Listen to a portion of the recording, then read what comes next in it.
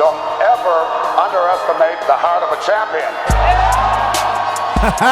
Welcome. This is the Sports Trapp Podcast. My name is John Trapp. And of course, as always, Mr. Chris C-Rod Rodriguez. How you doing, sir? Hey. What's up, baby? What's up? Nah, come on, man. Come through. Man? Come through. I like your hat, though. I like your hat. And Khoa, Mr. Wizard of Oz himself, Quality Control, Khoa the Magic Dragon. Oh, that was kind of... Khoa the Magic Dragon? Sorry. Oh. Yeah, that was kind of... Hey, that's kind of... I'll take it. Okay. I'll take it. What you puffing on? Oh, you want to know. What's up, baby? How you doing, man? I am doing good. Hey, listen. Good to be back. Hey, yeah, we're I had to fill in a couple picks for you last time, but I except the Ravens game, I think I picked right for you. Anyways, honestly, I think I was, from what I remember, I believe I was 0 for 4.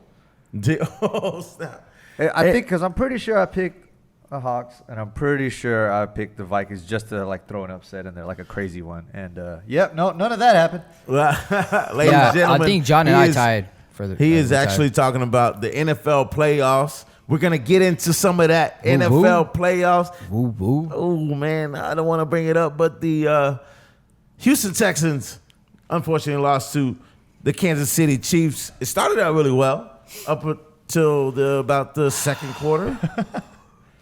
Other than that, San Francisco, they took care of business. Everybody expected to do what they did. But you know what didn't get expected? What wasn't expected? The Tennessee Titans, 28-12 over the Baltimore Ravens, number 1 seed, MVP of the league this year. Hold on. You said no one? I mean, there's someone. Someone said it was going to happen. Yeah, hey, man, everybody's 1 for 4. Seattle Seahawks, unfortunately, are downed by the Green Bay Packers. We'll get into some of that NFL playoffs a little later, but I cannot keep going. And I really don't want to get into anything else right now at this moment unless we're talking about the Houston Astros, unless we're talking about the punishment that came down by Rob Manfred, the commissioner of the MLB, coming down hard on the Houston Astros. Let me tell you, Houston got Jeff Luhnow suspended for a year. GM of the Houston Astros, done. You got A.J. Hinch, the coach of the Houston Astros, suspended for a year, done. $5 million, fined, done. 2020, first round pick, second round pick. 2021, first round pick, second round pick. Done. We don't got those anymore. That's it. The MLB has come down and laid the hammer on the Houston Astros. Gentlemen, what can we take away from this? What does it say? Not only did the MLB come down on us, 20 minutes later, the Houston Astros owner, Jim Crane, came out. And when I say done, son. Done. Fired. I guess forever from the Houston Astros. A.J. Hinch had basically an open checkbook up until this moment. Fired. Done. Jeff Luhnow, hopefully within a year, man, I honestly think that, they both deserve jobs in the MLB. But he's done. Jeff Luhnow helped rebuild this team. Jeff Luhnow, in all of my opinion, he led us to a World Series championship, and he's fired. Done. Chris, man, was this deserved? At the end of the day, we got what was coming to us. We broke the rules regardless. And I want this to be on record. I'm not going to be one of these people that goes along. Me and John go back and forth, and then we have argued about this. And I get everyone's perspective when they say, but what about the other teams? At this point, stop it. Stop it. It's not about anybody else. It's about us. And when you dig your own grave, you have to lie in your own grave. At the end of the day, all teams were told in 2017, do not sign still using electronics. Houston Astros obviously found a better way to do it than most. And unfortunately, we had to pay the Reaper. And it sucks and it hurts because of what the Houston Astros means to the city, what 2007 means to the city, what the Astros in 2007 championship means to us individually. I think about the generations that have fallen in love with the Astros. I think about those who are in their 80s, 90s, 100-year-old ages. I think about, the new generation, these 5 and 6 and 7-year-olds who are obsessed with the Houston Astros. Myself, my family, your family, all our relatives, everybody who was all in on the Houston Astros, especially after Harvey. This is probably one of I honestly, it's not one, it's the worst day in sports history in Houston, Texas. I think A.J. Hinch is a wonderful coach. I think he's a good person. I think Jeff Luhnow, I don't think there's another GM that would have taken this horrible, put-together Astros that was left by the previous owner, who didn't care about the future of the Astros. He just cared about making money. I don't even like to mention his name. Jim Crane bought this team, and Jeff Luhnow decided that he would take this team and build it from the ashes. And in less than 8 years, he did exactly that. He actually took the Astros and made them a favorite to win the World Series the last 3 to 4 years. That's all telling. And what's so sad about all this is that in a period of seconds, it's all gone. And I think that obviously the Houston Astros had to pay the price for everyone. Basically, MLB had to make a point out of us, which we talked about. We knew that was going to happen. I honestly thought that Luhnow and A.J. Hinch would get banned for life, same way they kind of did Pete Rose. But obviously, they suspended both of them for a year, and I'm pretty sure put an enormous amount of pressure, as well as a scandal, on Jim Crane to fire them both. Yeah, when the news came out, I just, the first thing I said to you, Chris, when we were texting, I said, that's the best case scenario. Honestly, I was kind of agreeing with Chris as far as I thought A.J. Hinch and Jeff Luhnow were going to be banned for a good while. I was trying to do my best to try to mitigate, try to find out ideas of how the Astros could mitigate the punishment by getting ahead of it. I was advocating for the Astros to suspend A.J. Hinch and Jeff Luhnow themselves. I said that if we could suspend A.J. Hinch ourselves, we can bring him back within a year, because I do think he's a great coach, and I do think that he at the end of the day, he's one of the better coaches, if not the best coach going right now. I would hate to lose him going forward after the suspension, but when MLB suspended him, I felt like the only thing that was left to do was Jim Crane doing what he did, and that was firing them both. Unfortunately, that goes into them not having jobs next year and potentially them being blackballed from the game. Hopefully it doesn't come down to that, but it's a stain on them. And I will say this. I respect Jim Crane for coming out and handling that press conference the way that he did. He had sincere, raw emotion, sincere,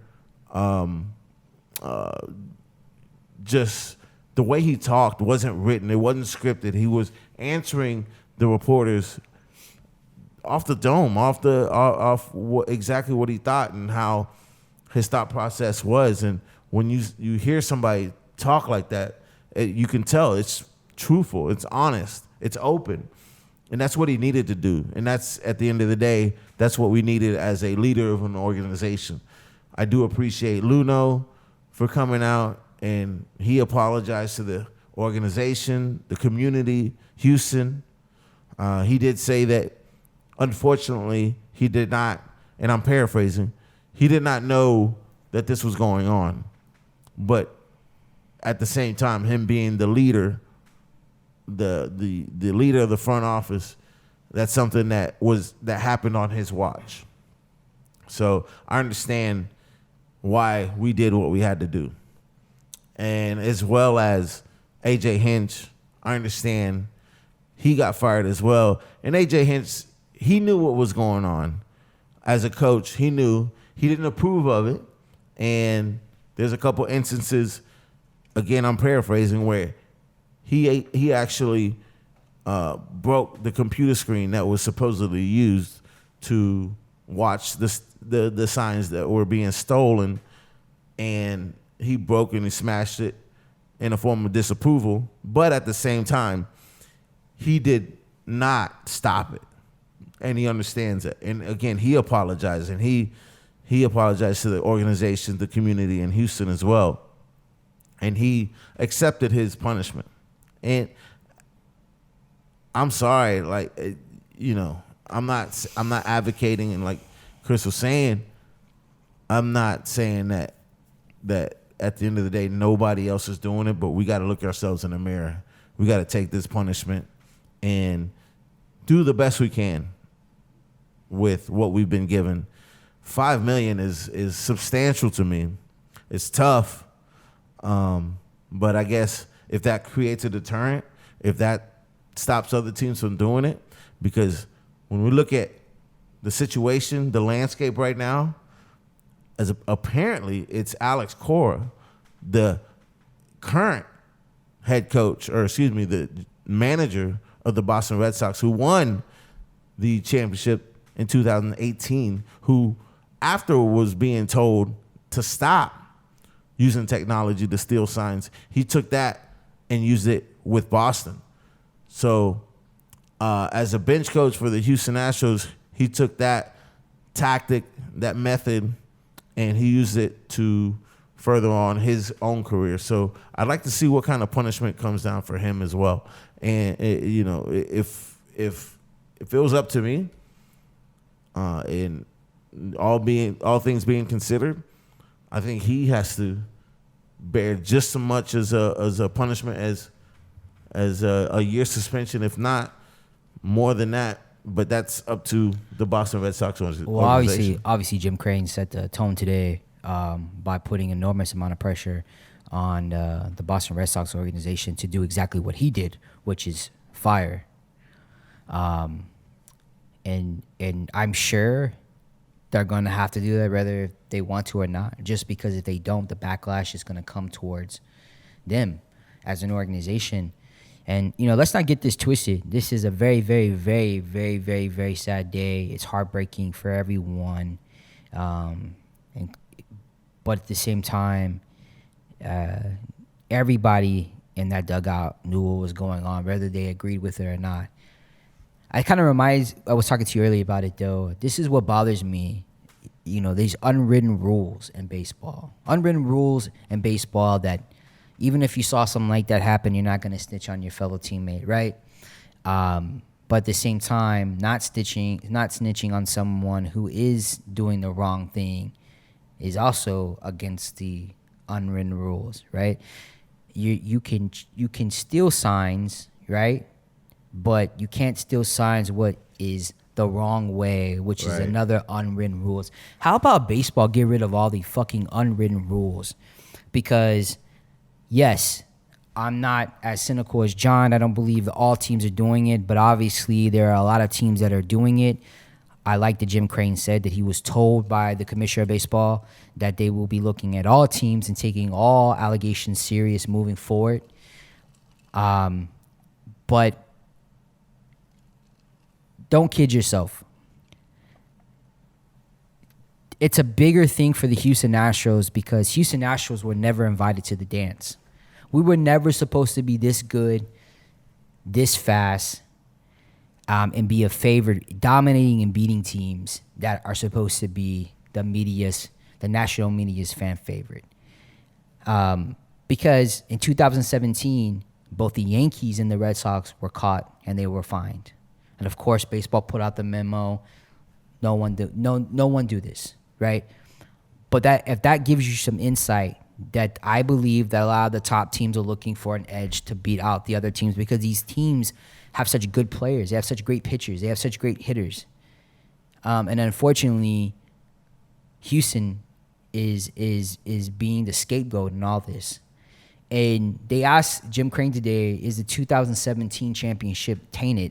And I like to say it's as tainted as the Yankees championships in the past and all the steroid use.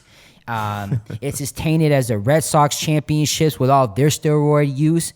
You can go back in every championship almost in baseball history and find some type of corruption and cheating that could easily be looked upon as tainted, right? But it's funny how we want to taint the Houston Astros championships, but I don't see any of those Yankee fans that love all these memes and all these low blow shots. We're not talking about your boy Alex Rodriguez. We're not talking about your boy Roger Clemens, H-Town native. Go figure. Andy Pettit. Matter of fact, they were the quick to point out that we have accused of domestic violence pitcher, and they just had a pitcher that just got caught doing the exact same thing. Yep. And so it's so easy to stand on a hill in righteousness until you fall off that motherfucker. So I'm going to tell you guys, one thing you should never, ever do is count out the city of Houston. If there's any city that knows how to deal with pain and disappointment better than anybody, it's Houston. But at the same time, we get up, we keep moving, we keep supporting one another, and I really feel like that this is going to be a great opportunity for the Bregmans and the Altuves and the Carlos Correas and the Springers and the Verlanders to be the light in that dugout, to boost up the morale. The Astros still have a great team, better than most. And I think we'll still be right there. I just think that it's going to take special leadership from this point on. Yeah. And most importantly, we all have to realize that in life, people make mistakes. Our bestest friends, our loved ones, our wives, our husbands, our sisters, our brothers, our mothers have all at one point done something wrong. And it is the love that brings us together. I say we do what Jim Crane did today. We hold the Astros accountable. But at the same time, that doesn't mean that we just give up on our Houston Astros, because giving up on the Houston Astros is giving up on the city. And they've been the best representation of the city, especially after Harvey, than any other team in Houston, Texas. Where do you see the Astros going from here on? Because you have 2020, 2021 first and second round picks done. And you may not see it immediately, because usually the first part of the drafts, they go down to the minor leagues. But, now we don't have a GM. Now we don't have a coach. So do we promote within, or? I say we promote within. We have good coaches within. And I mean, is there a coach right now that you can just name the tip of your tongue that you would love coming here and try to bring this much needed leadership? I think right now, that you promote somebody within because you need somebody that the rest of the players are familiar with. Yeah. Because they're losing such a big blow. Like, they're losing Hinch, who's obviously was beloved and respected by all his Astros because he was a great coach. And Jeff Luhnow, who was so good about, especially with a lot of our Spanish international players, because he spoke Spanish himself. Right. There was a bond. They knew how to connect with players. So bringing in somebody with a completely different culture, or somebody who's coming in to having a secret agenda of some sort, bringing them in, I don't know if that's the best morale booster. I mean, obviously, this is going to be a tough season for the Houston Astros. Because everywhere they go, they're going to be ridiculed. They're going to be made fun of. We're going to have people banging trash cans. Everyone's going to come for the Astros. And it's going to take special people, I think the core of the team that we have now, to find a way to keep everyone's spirits high, to rise above this. Because this is going to be a tough season. How do we stop a mass exodus? Because I Point out the Houston Texans. That's how we do that. Because at the end of the day, the Houston Astros took a 3-season, 100-losing team, and they built it from the bottom up. This blow for most other teams would probably be too big to overcome.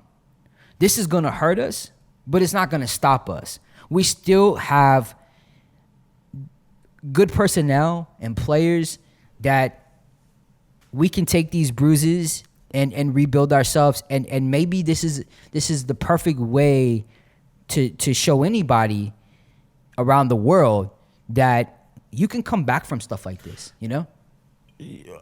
Yeah, I agree. But what's to say? And this is the biggest problem I have with all this, right?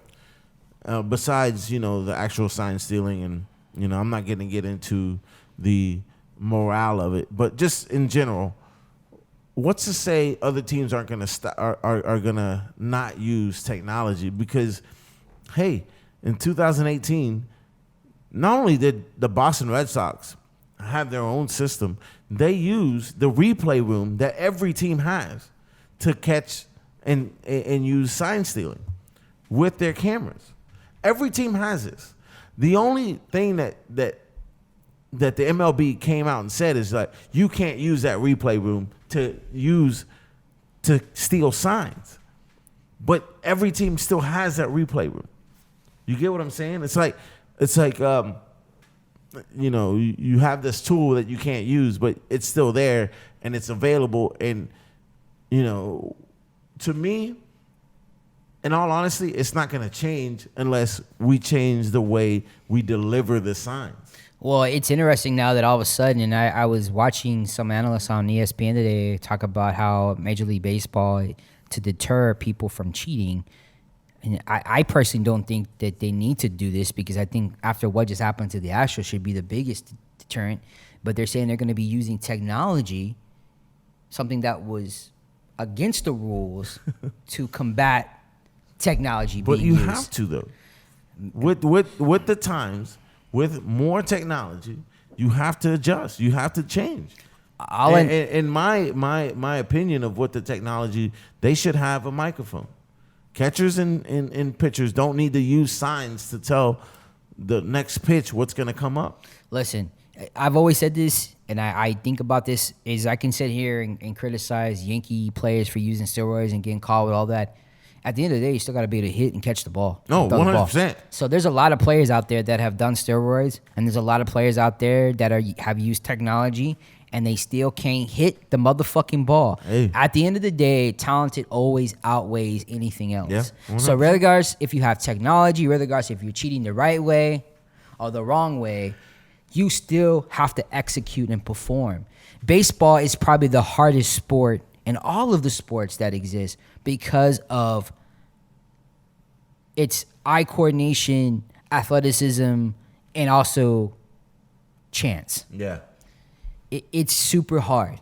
So I think that if anything, you give. This is why I think that using technology is actually going to actually increase the chances of people stealing, because once you put technology and get technology and everyone's involved in technology, and there people are just going to find easier ways to manipulate that technology. Okay.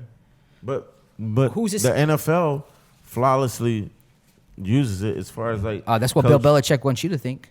Well, He motherfucker keeps succeeding, doesn't he?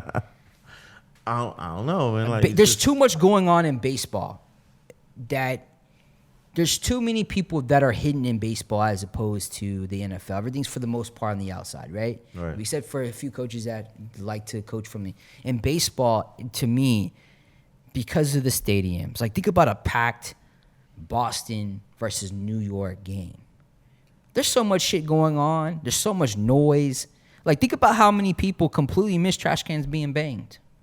There's ways. There's going to be way more ways. And I just feel like by giving teams technology to combat technology, you're just going to give them more ways to figure out how to use. So how would you combat it?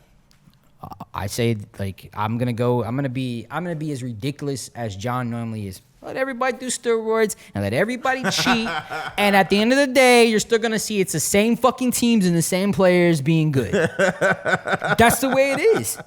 At this point, I never thought you'd cross over to the dark side. It's not a dark side. I think it's just sad at the end of the day that people don't. No. This is how ridiculous sports is starting to get. That even morals and values no longer have meaning. Right.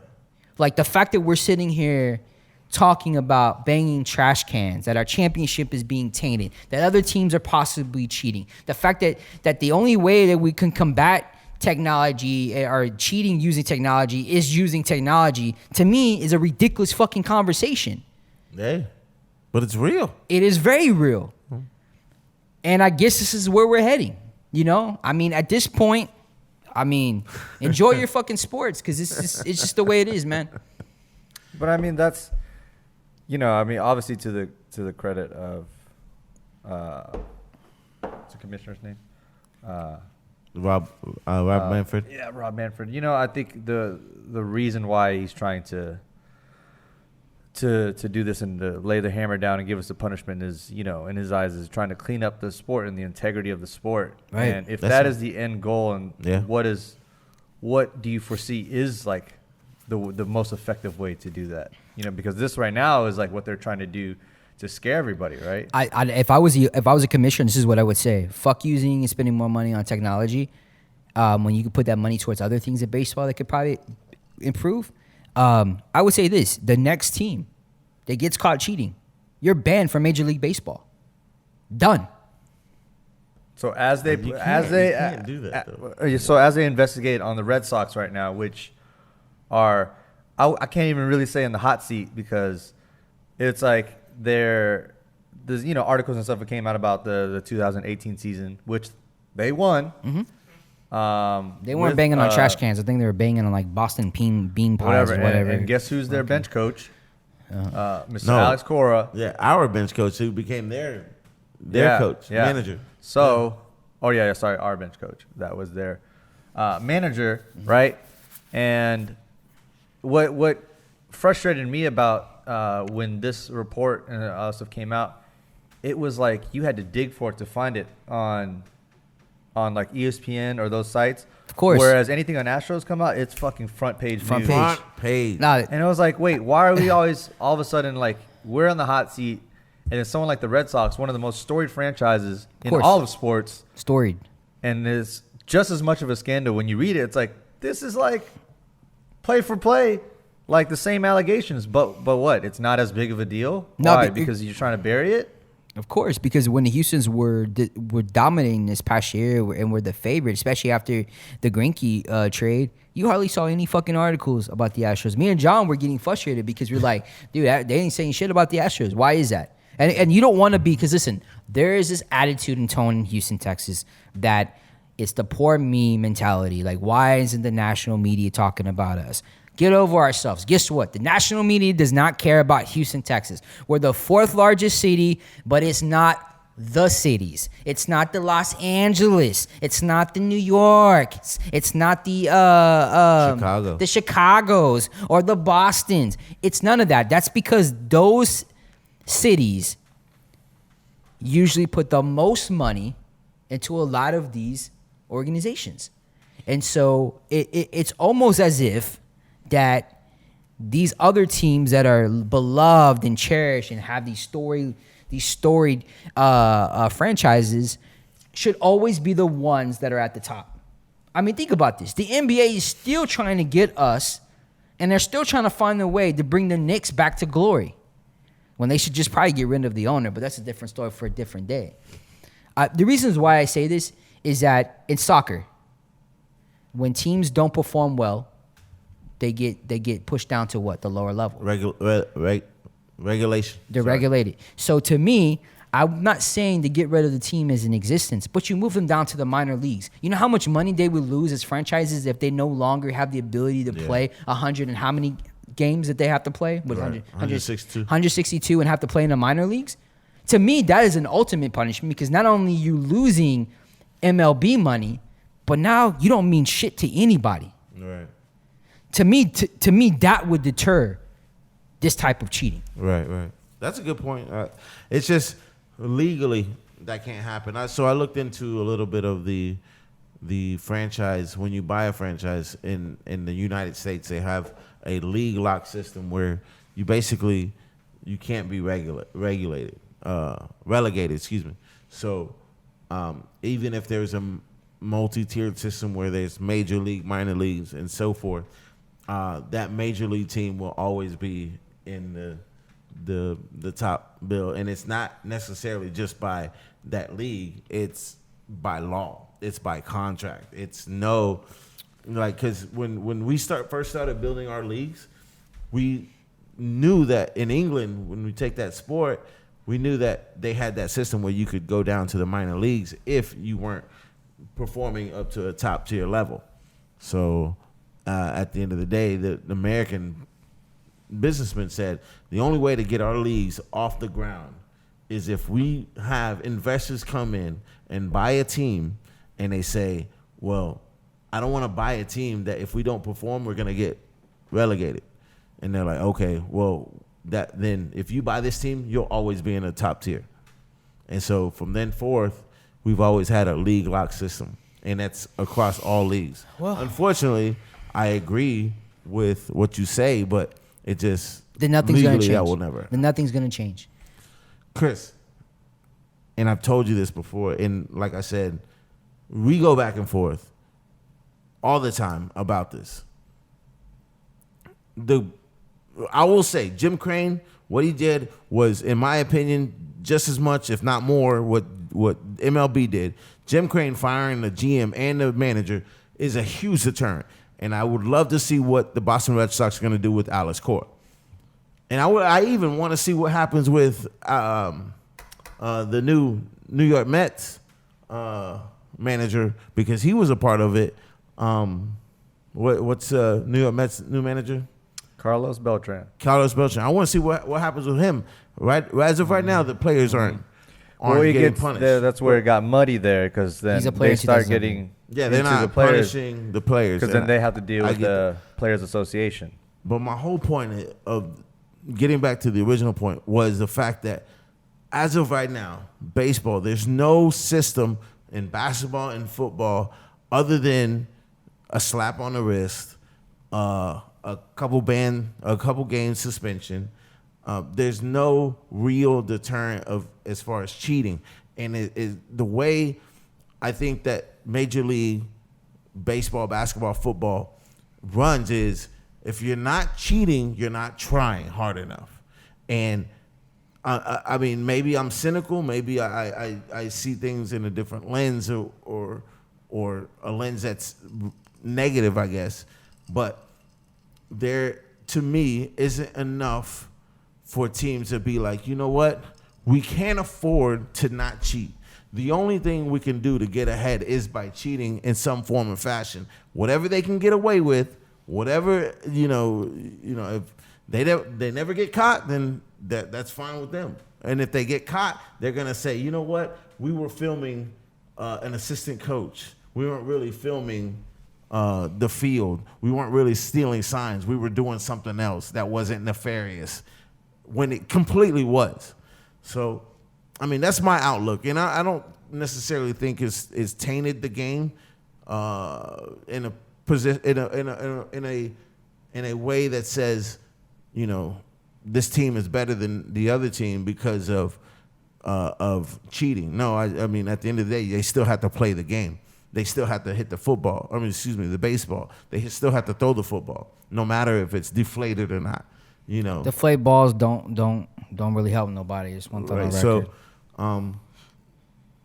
until something like Chris says, like a system where you as an organization get booted down to the minor leagues, for lack of a better way to describe that, we'll always have that issue. And it's MLB, it's NFL and NBA's job to regulate that, to figure it out, to do what it can to deter it in any way they can, as far as the integrity of the game is concerned. I don't like the way and again, this is the problem. And I want everybody, if you're a Houston Astros fan, and if you're not a Houston Astros fan, I want you to think about this. You have to take yourself out of the, I'm really talking to you Astros fans. You have to really take yourself out of your disappointment and the fact that you got caught.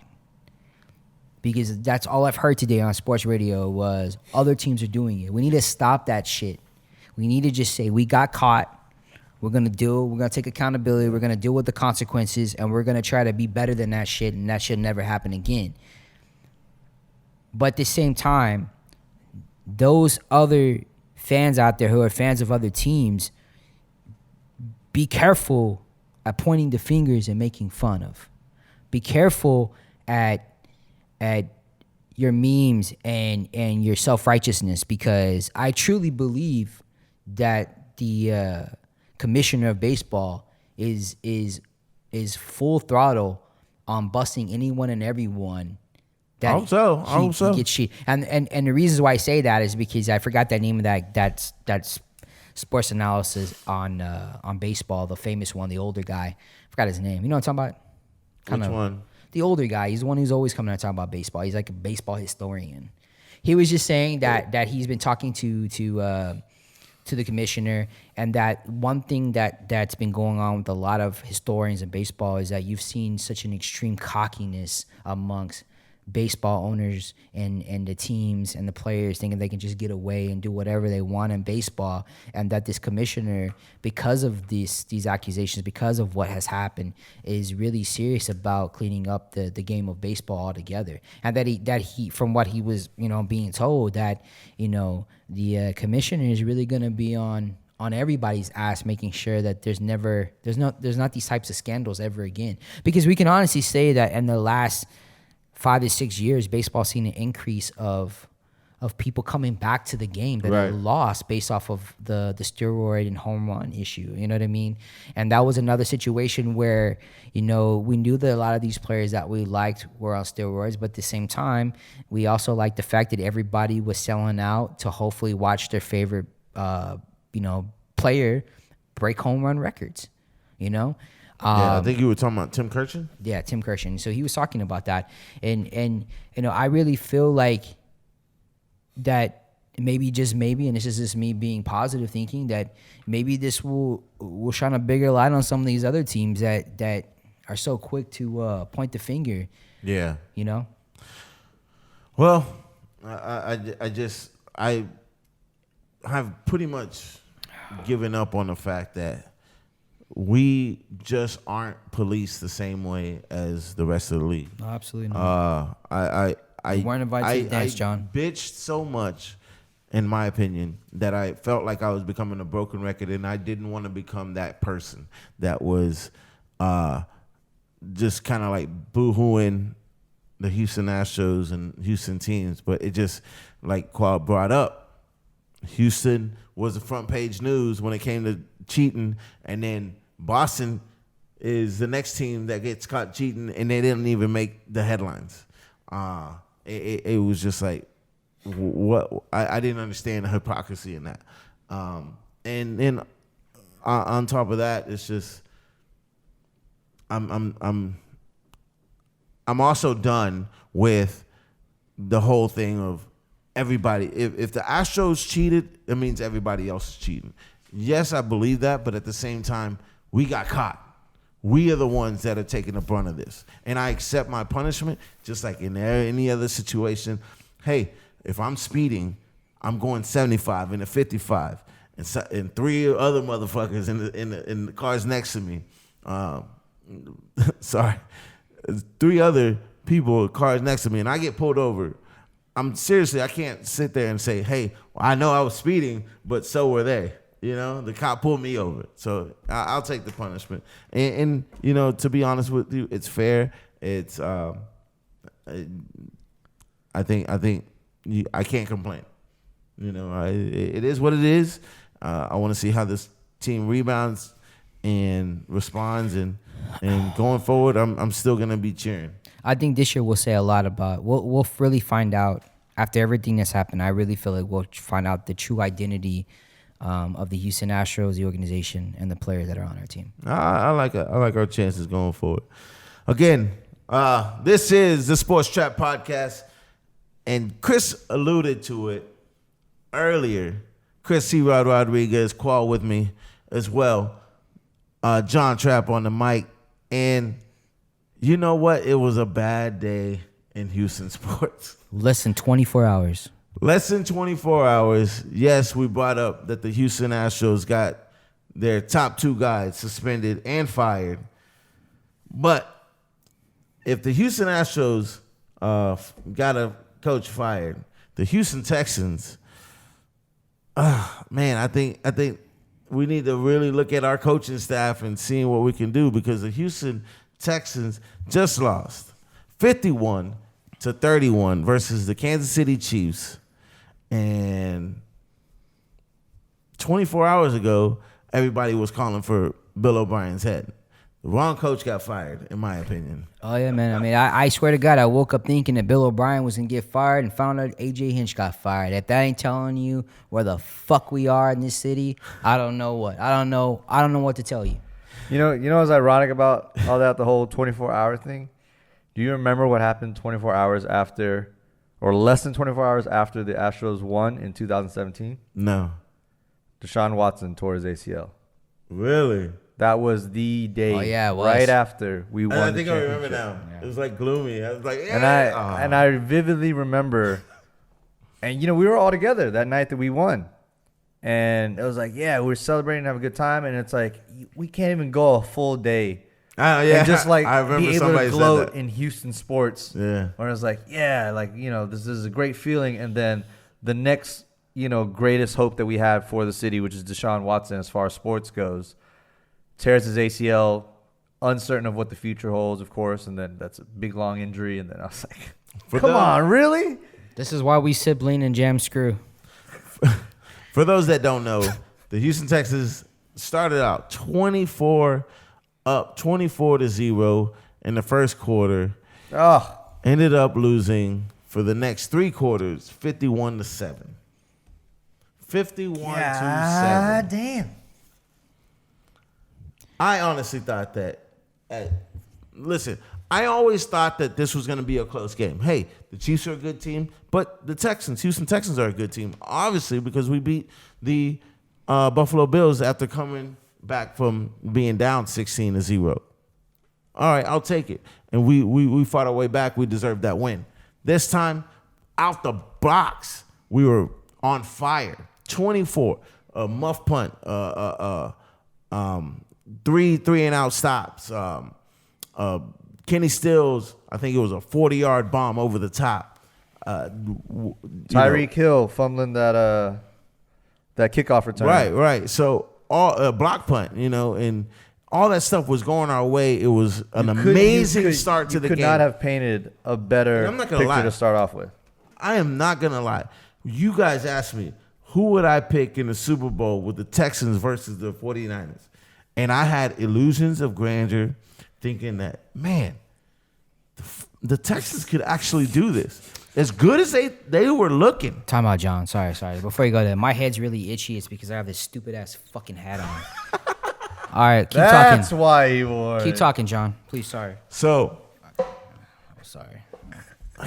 I want to ask you guys, at what point, being up 24-0, what was the turning point, and what was the downfield slope that just changed the game completely? Oh, I can tell you what. I don't know. It's the 4th and 1 in our own red zone and deciding to kick a field goal and not go for it.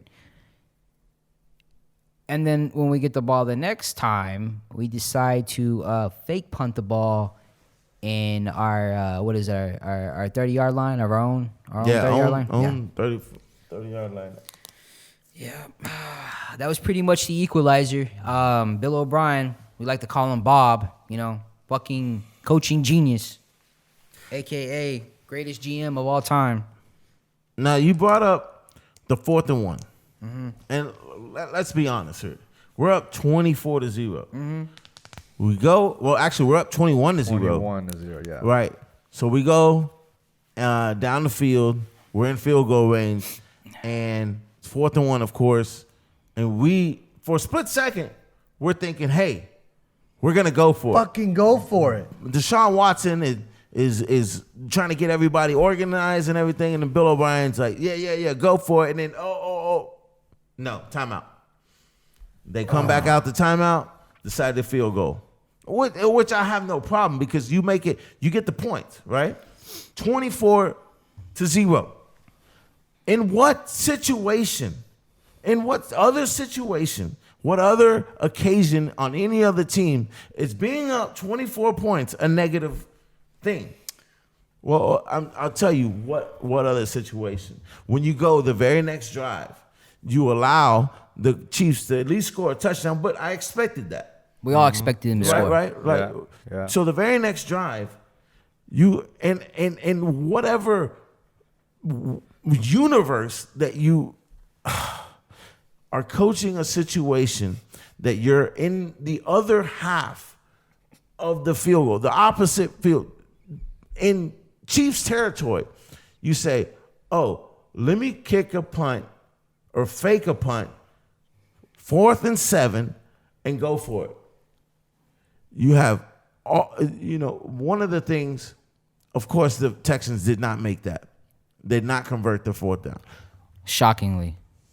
And then you give the Chiefs a short field, and I think it two plays, and they're in the touchdown, and it just like downhill from there, 14 to 24 of the end.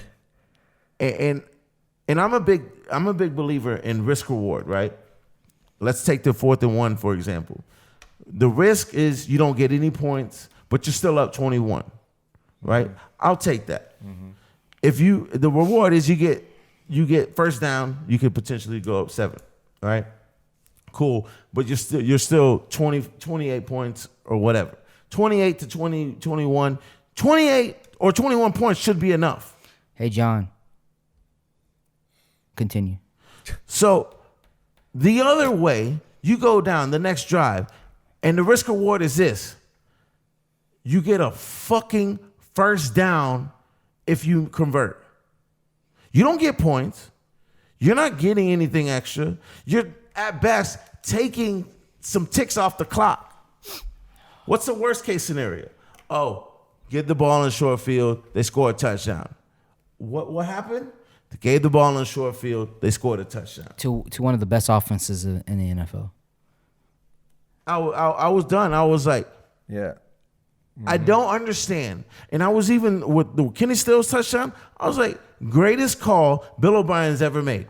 Because there's a 3rd and 1, and it went over the top. Yeah. That's taking a chance. That's going for it. Well, the first play of the game, they did that same screen to Hopkins.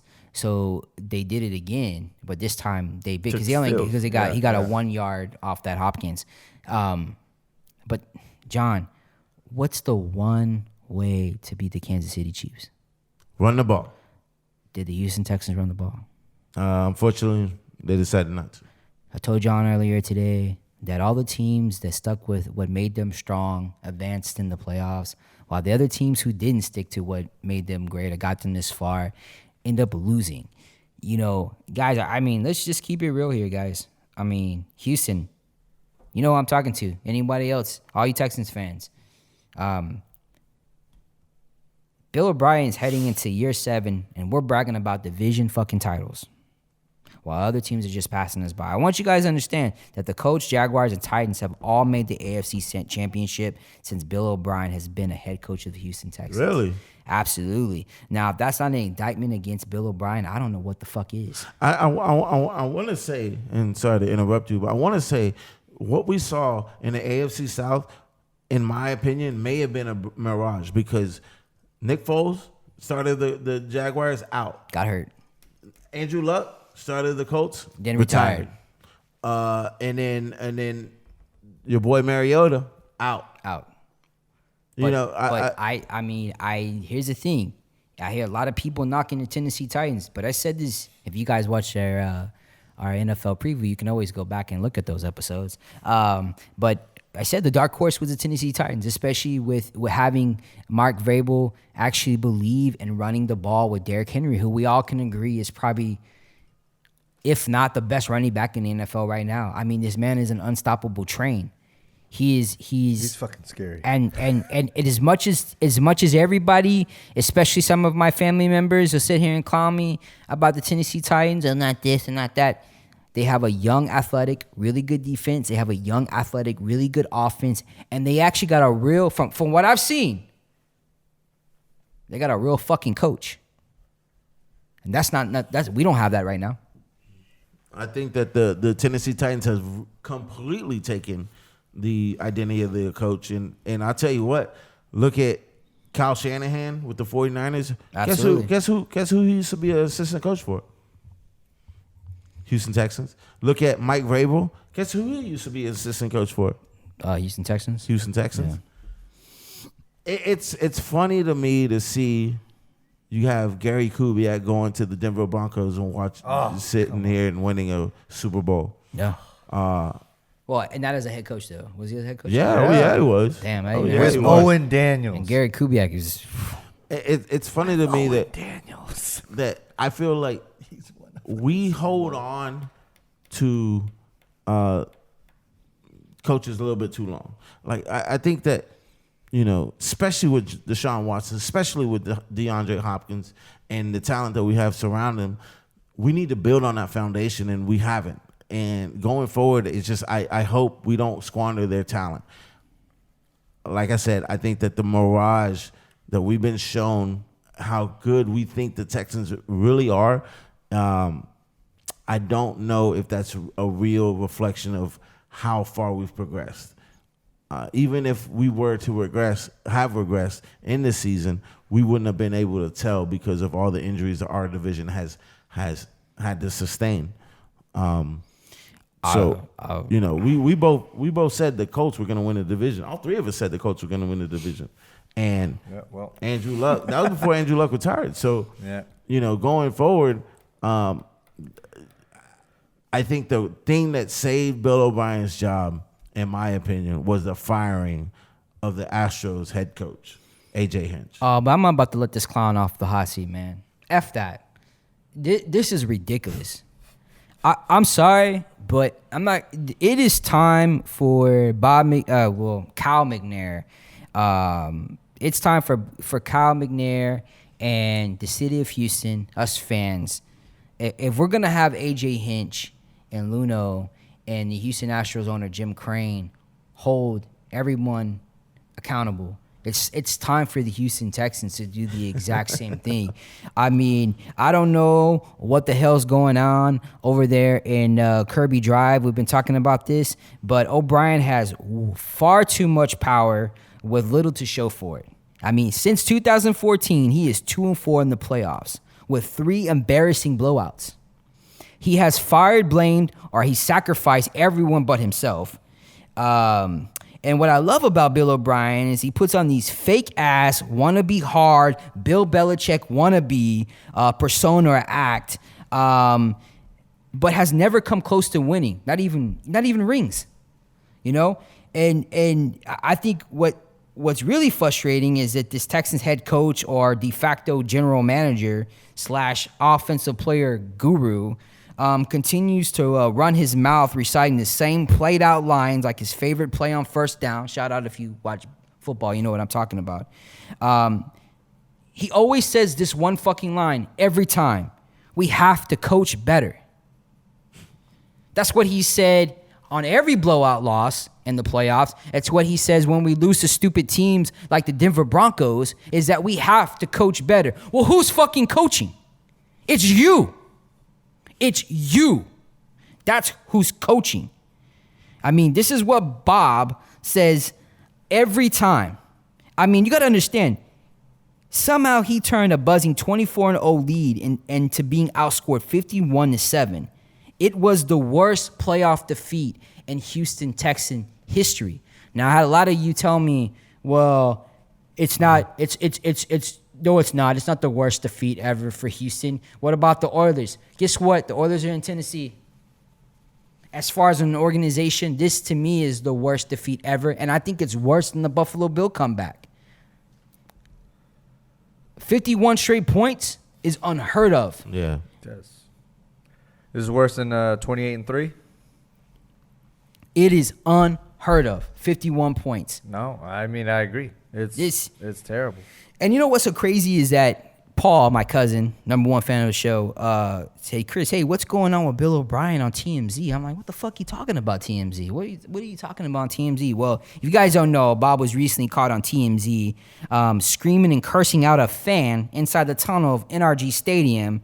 At the same time, NRG? Yes. At the same time, the team was being demolished 31-3 to the sorry-ass Broncos. Fans were screaming at him, Houston fans were screaming at him that he sucked. And all he could do was go off and curse out fans who pay to come see this garbage over there on Kirby. Come see me. And guess what? Guess Whoop, what? whoop. The man is still coaching. I don't know if, did you guys see that TMZ? It's horrible. Yeah, I saw it. It's really, really bad. It just, to me, shows you this cocky, ignorant SOB that is so far up his ass that he can't smell how shitty his team is. I heard hashtag Fire O'Brien is trending on Twitter. Oh, yeah. Let me tell you something. When, See that? when Look that up right now. you know, I don't know if that's true, but you know you're on the hot seat. It needs to be. You know you're on the hot seat when the Houston Chronicle, who are the biggest bias homers for the Houston Texans, every writer is calling for your name. That's a big deal. That's huge. And you know, here's the thing. You know, besides Bill O'Brien losing in the playoffs, again, our only two wins are against the Buffalo Bills and a young coach. I mean, a young team, right? And we had to come back from that game. We were down, right? The only other time that we've actually beat a team was when we played against who was it? Do you remember, John? Say it again. what? Oh, yeah. That Cincinnati? when we beat Connor Cook making his first NFL start. That's the only time we have never, ever beaten plus 500 teams Oh, plus okay. that are like have good quarterbacks. We can't seem to win anything that matters. And, you know, I mean, think about it. 30-0 against the Chiefs in 2015. That's what we lost. 21-7 against the Colts. And this was 2018. And we had home field advantage. And now 51-31 to the Chiefs. That is a telling story of what Bill O'Brien has built over there off of Kirby Drive. I when you look at these teams that are taking on the personality of these coaches, I mean, at what point do you say 24 points wasn't enough? And at what point is the coach in the face of these players saying, hey, we can't get up on our laurels, we can't get comfortable, we can't, you know, allow for them to try to stem the momentum and swing it back to their favor. And I don't understand how a coach could have let that happen. 51 for the rest of the game to 7. That fake punt, okay, the fact that he didn't go for it on 4th and 1, when to me that was the highest percentage of a risk and reward. And then to come back, to call a timeout, only to run a fake punt, to me is extremely telling of a coach who does not belong in the head coaching position. The game is too big for him. No, the game is too big for him. We've seen this for the last couple of years. He doesn't understand timeouts. He doesn't understand simple ass play calling. Matter of fact, the only thing he understands is that when I do lose or when I do win, I'm going to get on national media, and when reporters ask me a question, I'm going to just be a dick for no reason and be rude from every aspect about it. When he hasn't done anything except win divisional titles. And here we go, because now I'm about to go into the fans. This needs to happen. This needs to be said. Now, I say this because I'm just sick and tired. Because I heard people say today that, well, you know, it could be worse. We could be the Cleveland Browns. Really? That's what worse is? At least we're winning division titles? The last time I heard a division title, was that a Super Bowl ring? No. Did you get anything for that? I did not. No. Yeah, sure you didn't get anything for that. Let me ask you a question. In 20 years, when the Houston Texans decide to do a commemorative, we got our division title. Well, they don't even give rings for division title. They're just and they want to do something special. Are you gonna go to that bullshit? No, because you're gonna think about all the pain that the Houston Texans cost you for never being able to get to the next real big thing. The reasons why we watch NFL is to watch our favorite team get to the Super Bowl. And here's the truth. Here's the truth. You know, I'm sick of those people. I'm sick of those fans that say I'm better than you type fans because no matter what, win or lose, I continue to support our Texans. And I'm like, get over your red, white, and blue steel fucking selves. Because at the end of the day, that to me is not like team spirit and team loyalty. Like for me, it's pitiful. Like, we should not be happy with just winning their division. That shouldn't be like the status quo in Houston, Texas. Like, we shouldn't be saying, well, you know, the Kansas City Chiefs beat us 51-7 or 51. I don't even remember how many points we scored. 51-31. But at least we got in the playoffs. Like, that's where you set the bar at. And I get it. There are people who just like being a fan. They just like showing up to the tailgating that goes on Kirby, getting drunk, right? And at the end of the day, they may not even remember what the score is. But for real fans like myself, I want to see a coach go out there and coach a real game. Yeah. From beginning to end. I don't care if we lost to the Kansas City Chiefs, but the way we lost just goes to show me this is not working out. And hey, let me understand something. To me, saying that you're a true fan because no matter what, you're a supporter of the Houston Texans, to me is equivalent to when somebody's in a relationship with their wife or husband who cheats on them, right? And then I love my baby mama. that person goes, well, at least they come home to me. At least they love me. They still tell me they love me. Right. Yeah, but they're still cheating on you, right? What happens when the person they're cheating with ends up leaving you for that person? At the end of the day, you're not a real fan. You're just a fan of getting fucked. And that's what the Houston Texans are doing to us fans. That's exactly what they're doing. And just for shits and giggles, I want everyone to understand that Mark Vrabel's Tennessee team just beat the New England Patriots in New England, the Baltimore Ravens in Baltimore, and ended up the best team in the AFC South. And they are one win away from the fucking Super Bowl. While Coach Bill O'Brien is still a head coach. So you Houston Texans fans, the ones that are out there talking shit that says I'm not a real Houston Texans fan, tell me, explain to me if the Houston Texans organization loves you as a fan. Because they didn't fire Bill O'Brien, they're probably not. Get the fuck out of here with that shit. I think at the end of the day, the Bill O'Briens are gonna stay. Of course. I mean, I don't see why at this point he does. To me, it does just enough to keep his job. Just enough to keep his job. And unfortunately, that in today's day and age, Kyle McNair is not gonna fire him. I'd be shocked, and honestly, a happy shock. But again, I wouldn't. I'm not gonna hold my breath for it. But I do think that the defensive coordinator. Of course, he's going to be fired. Texans he's a scapegoat. He's a scapegoat. And he will be a scapegoat. And he should have been fired 3 years ago because he's old and outdated. He's old and outdated. His defensive scheme is old and outdated. That's one of the worst showings I've ever seen him put up, period. Who's your favorite player, Khoa, on the Houston Texans? My favorite player? Yeah, who's your favorite player right now? Deshaun Watson. Deshaun Watson. Easily. How do you feel that he might end up just like J.J. Watt and Hopkins, and who was going to be our first future Hall of Famer for the Houston Texans? What, He was a wide Andre receiver, Johnson? Andre Johnson.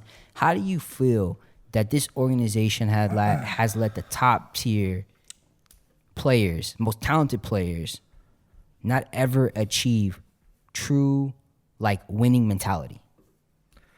I mean, pissed, man. It's frustrating. I'll say this to combat what you said, Chris, because I don't think it's as universal as you make it out to be. You know, when I hear you describe about fans that stick with the team through thick and thin if we're winning or losing, you know, I'm one of those fans. I'll be honest. You know, you guys have called me out for it. I've been a homer, whatever. But with that said, you know, it's not that I don't hold the correct person or the correct beings accountable, because I think that you definitely need to still do that. Like, I'm not blindly just saying, yeah, Texans everything. You know, we win or lose, I still love him. Like, at the end of the day, like, it's just one of those, it's an unconditional love type of relationship. It's my city, it's my team, you know, and I'll always support them. But with that said, you know, some of the decisions that we've made or lack to make, or the lack of things going on the front office, and just the moves we need to make, the plays we need to have called. Yeah, you damn right that shit is fucking frustrating. And, you know, as much of a homer as I am, I'm fucking pissed about how we've been doing. And I somewhat can understand, you know, when people are saying, yeah, at least you're not the Browns or whatever. Like, yeah, you know, grass is always greener on the other side. We're not. But we're here. This is our reality. This is our hometown team. And as much as we love it, and as much as of a championship caliber team that I believe that we have, and the superstars that we have, there's no reason why we can't get to that plateau or get to that, you know, summit of shout out to the summit, by the way. Anybody remember that? Joel Osteen's new church, or old church, whatever you want to call it. Joel Osteen's church. There's no reason why we can't be there with the likes of everybody else. Now, I'm also not gonna discount who the Chiefs are and what they've done and how talented they are, because they deserve to be there 1,000%. But it should have been us. I mean, you know, we go up with those numbers, and we should have killed that momentum while we had the chance. And then, you know, you talking about Bill O'Brien, and even that first, when we were up 21-0 and we get that 4th and 1, and we run that timeout to you know, kill the clock or whatever, and they zoomed in on Bill O'Brien, and he looks the most confused. And then he had to have Deshaun Watson come over there, and he was just kind of like, he couldn't make a decision. And, you know, Deshaun was like, go for it. Fucking go for it. Yeah. And then, but, you know, he just was like, you know, and that was like already like a telltale sign. And I already was thinking, I was like, man, as hot of a start as it was, I was like, is this fucking too good to be true? Is it too good to be true? Is it the same story over and over again? I don't want to believe it. I'm not going to wish for it. So let me just keep the positive energy until that happens. And guess what? It fucking happened. I'll tell you this. I kept texting you, Khoa. I don't know if you saw it. But I kept telling you that I was getting in trouble here in the house. And you know, when me going off on some of the fans is not you know, a jab at you, because although we tease you about being homer, really, because no matter what, you won't pick against the Texans. I feel like you're a very logical person when it comes to the expectations, to like logical expectations. Like, we all have, like, you know, delusional expectations, and we also have logical expectations. I don't think you've ever been a homer type of person where, you know, you're like, it doesn't matter win or lose, I'm a Texans fan forever. I'm a Texans fan. I want the best of our team, and, you know, I'm okay with losing as long as we're losing the right way. I know that sounds stupid, but I'm saying as long as we go out there and we put out the best product, and we go out there fighting, and we go out there making sure that, you know, we don't lose someone like Clowney for pennies, that we make sure that we have a GM that's going to be able to pick up somebody like Terrell Suggs, so that way Coach Bill O'Brien can just focus on just coaching or whatever the hell he does over there on Kirby. That wasn't a jab at you.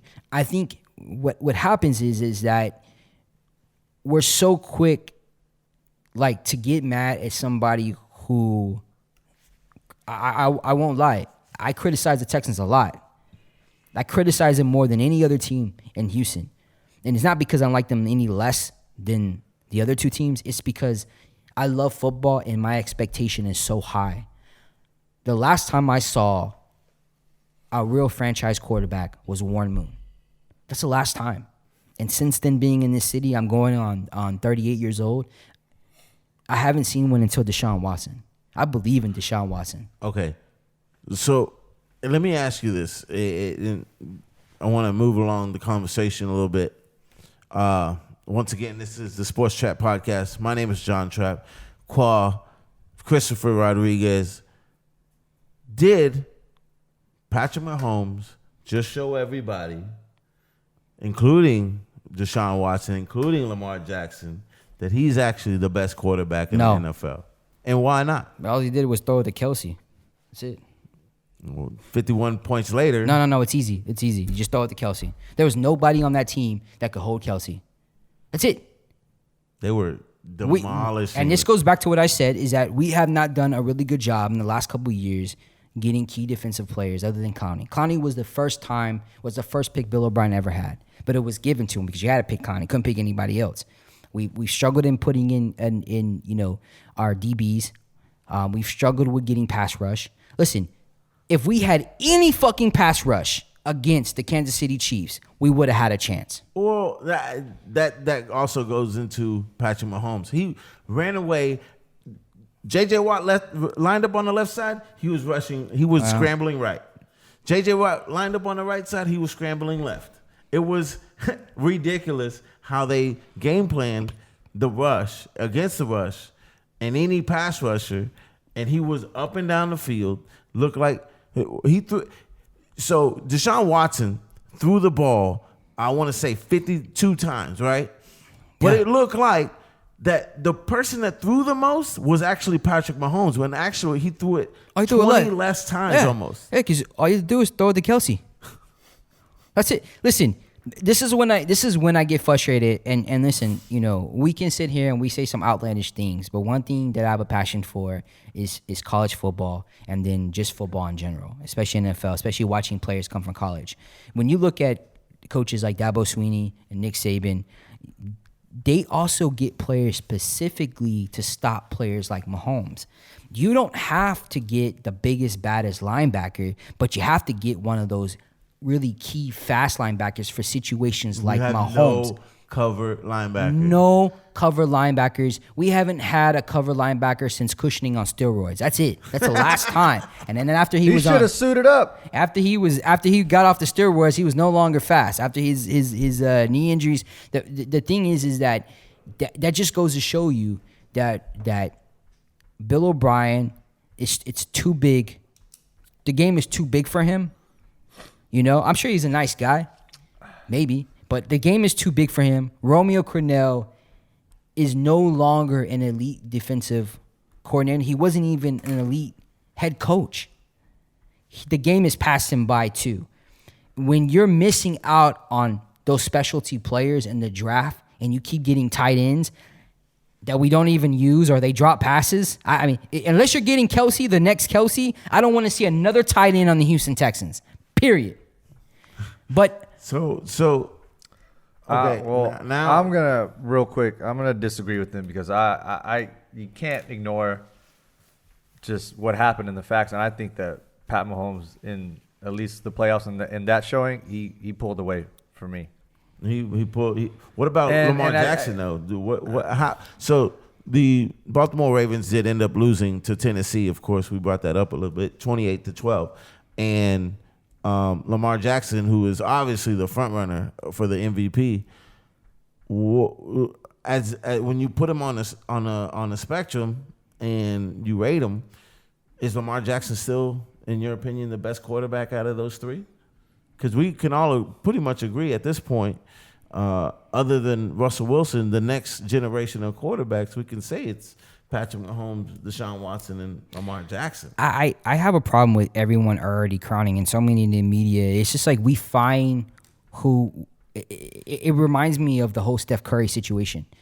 Steph Curry came out of nowhere, right? Started changing the game of basketball as we know it, and he became an overnight darling. And that's the exact same feel on Mahomes. I'm not knocking Stephen Curry. I think he's going down as one of the greatest shooters, not the greatest shooters. But for people to sit here and say he's the greatest point guard, not the greatest point guard. For us to already crown Mahomes as people are already crowning him as the greatest quarterback to ever coach. First of all, I've ever played. Sorry, ever played. Say that. Okay, what I'm saying is that no, but there are people that have already crowned him the best in the game right now when he stumbled into the best perfect situation. No, that is also, I agree with that also. I just think that I don't discredit what he's done because I think that he's shown that he can rise to the occasion, and then especially coming down from the hole that they did, that he can handle the pressure. But yes, also does he have the tools to do it? And is he being coached right? Is he given the right play calls? Does he have all-star receivers and running backs and tight ends? Like, yes. We talked about this last time, Khoa, on the last show, is that if you flip the script, and I'm glad that there are certain people in the media starting mentioning this for Deshaun Watson. If Deshaun Watson would have been drafted by the Kansas City Chiefs, we'd be talking about Deshaun Watson being the best quarterback in the NFL. And we'd be talking about when the fuck are they going to get a new coach for Mahomes in Houston? That's the problem that I have here. I have not seen the Kansas City Chiefs nor Andy Reid really face true adversity to see what this kid really, really has. Everything's been finesse and easy for him. So, yes, he makes these no-look passes. Eventually, that's going to bite him in the ass. And we've seen it this year where he tries to do too much, gets hit hard, and he gets hurt. All I'm saying is that does he have the talent to be the best QB in the game? I'm sure. He has just as much talent as Lamar Jackson and Deshaun Watson, right? But at the same time, this game has been so easy for him because of what he inherited or who picked him up. So what would it take for you to think that he is taking the reins as the front runner for the best of the future? To beat Tennessee Titans, which he's not. Okay, so you already got... Absolutely. Why do you think I'm wearing this Oilers hat? It's the closest thing I got to Tennessee Titans. Don't disrespect the Oilers like that.